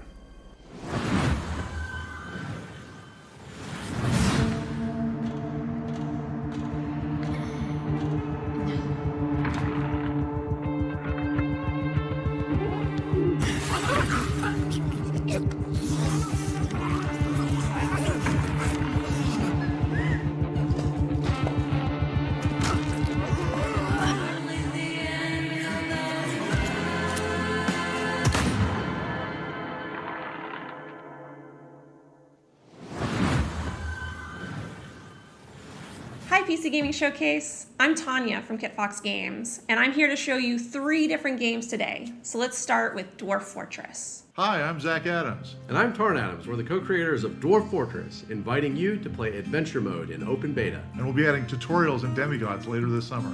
While you're waiting, you can play Caves of Cud, the most intricate roguelike ever made. Hello, we're Brian and Jason, co-creators of Caves of Cud. After 15 years, the game is getting its 1.0 release later this year. But out today is the spring molting patch with its all-new UI. Live and drink. And our final piece of news today is a whole new game to announce, a world premiere for the PC Gaming Showcase, Streets of Fortuna.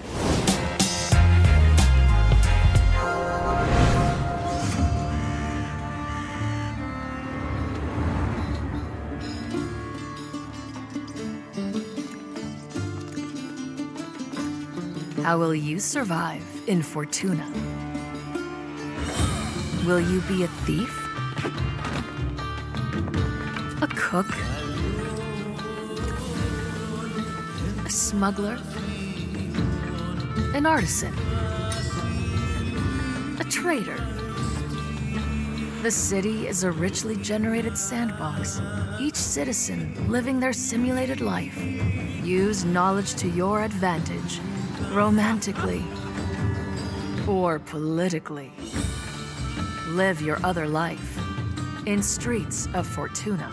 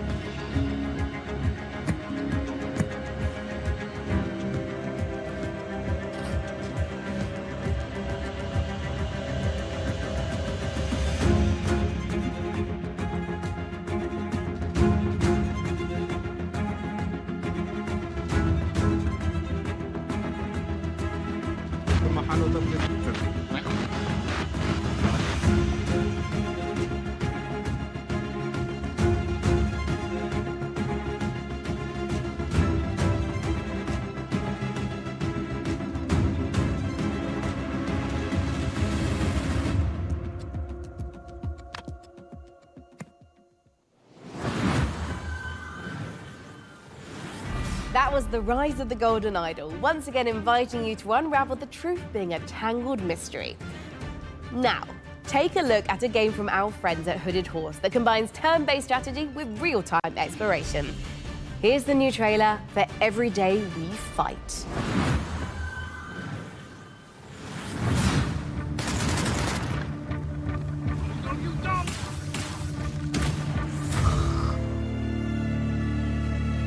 While our countries were at war, the Richters came. They put a dome over the city. Suddenly, almost everyone was frozen. Just a few of us were left.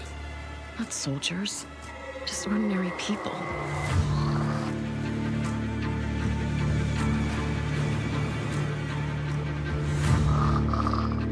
You know what? I never used to like guns.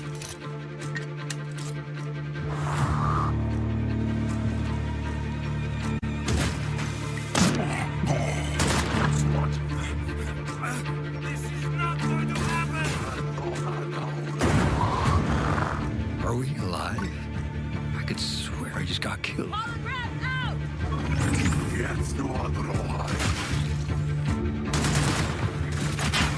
I think we jumped back in time. Vivian! See what else she can do! Don't miss.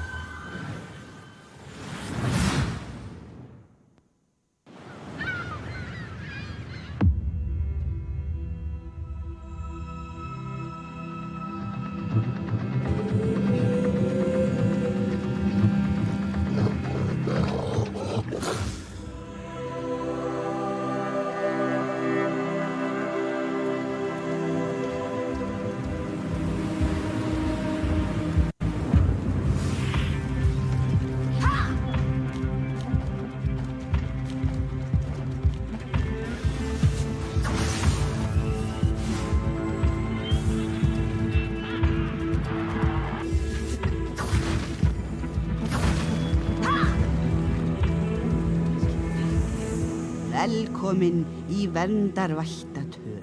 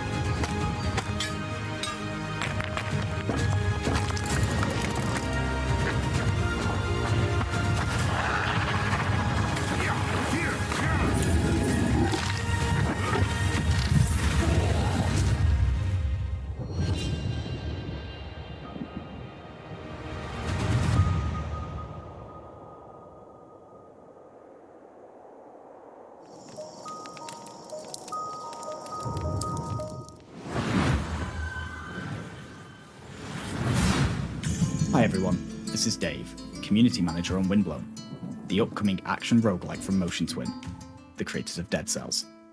These cute characters here are the Leapers, who live in the Ark, a peaceful village now threatened by a massive vortex of doom.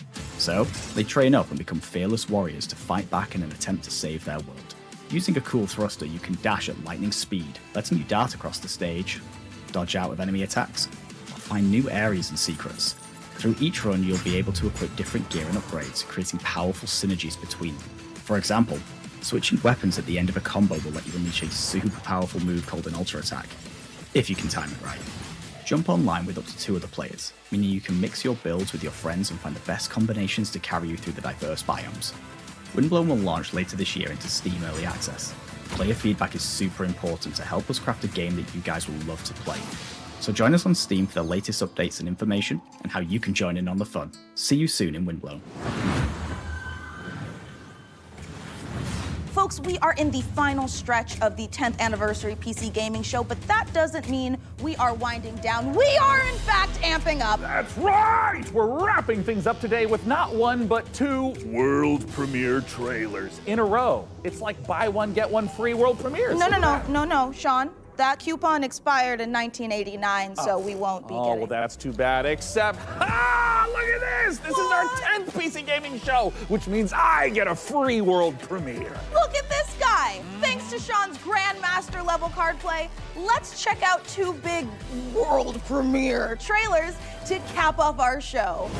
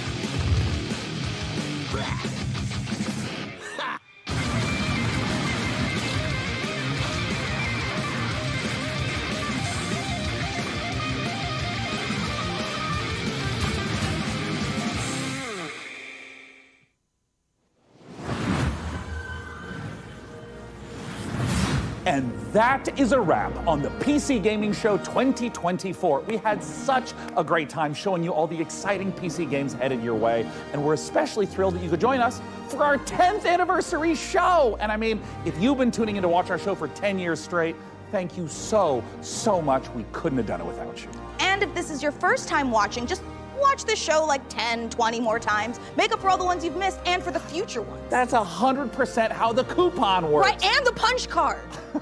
And we can't forget to say goodbye to our brave captain of the watch party, the amazing Frankie Ward. Guys, it's been a great show and I had an absolute blast. Before we go, we also want to give a huge thank you to all the game developers, artists, designers, writers, voice actors, and everyone else out there working so hard day after day to create games we all play and love. We appreciate every single one of you. Absolutely, Frankie. And don't forget that you guys at home can wishlist every game you saw on our show today by visiting the PC Gaming Show Steam page. Thank you so much again, everyone, and we'll see you again in November for the PC Gaming Show Most Wanted. Heck yeah. Bye-bye. Bye. Bye. Bye. Bye-bye. Bye. Bye. Bye. Bye. Bye. Bye. Bye. Bye. Oh, goodbye. Oh, that's other hand. Oh, wow, bye. Bye. Goodbye. Goodbye now. Goodbye. Fantasy world of post-apocalyptic vibes. Let's go back. Get this camera away from me. We're going back to the start. Here it comes. I got it. This is the take. I've got us a little cake to celebrate. Yeah. I know how to read. Whoa! What the am I doing? All right, one more time. Here we go. Because I can't say It's atmospheric as balls. atmospheric. Are we allowed to say that? Is that helpful? Sweaty balls. Ooh! I don't know why that's the noise I chose to make, but whatever. And published by Microsoft. Surviving of this f***ing